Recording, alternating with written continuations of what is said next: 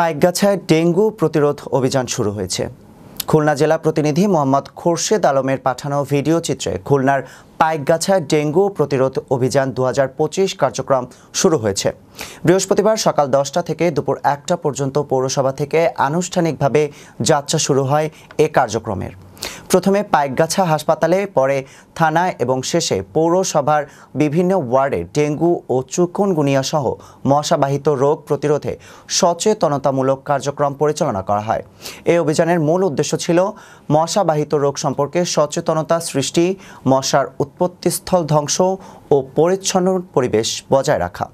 Slogan ছিল নিজ নিজ পরিবেশ পরিষ্কার রাখুন, ডেঙ্গু মুক্ত রাখুন। আয়োজন করে জাতীয় ম্যালেরিয়া নির্মূল ও এডিস বাহিত রোগ নিয়ন্ত্রণ কর্মসূচি, স্বাস্থ্য অধিদপ্তর, স্বাস্থ্য ও পরিবার কল্যাণ মন্ত্রণালয় এবং ব্র্যাক।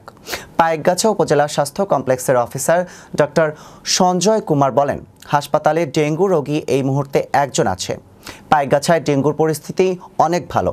স্বাস্থ্য বিশেষজ্ঞরা ও স্থানীয় জনপ্রতিনিধি তারা বলেন, বর্ষাকালীন এ সময় ডেঙ্গুর প্রাদুর্ভাব আরও বাড়তে পারে বলে সতর্ক করেছেন।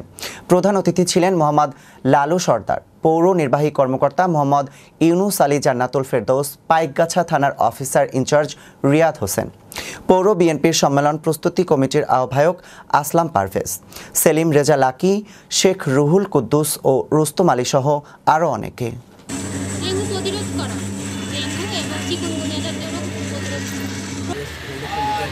আমাদের সাথে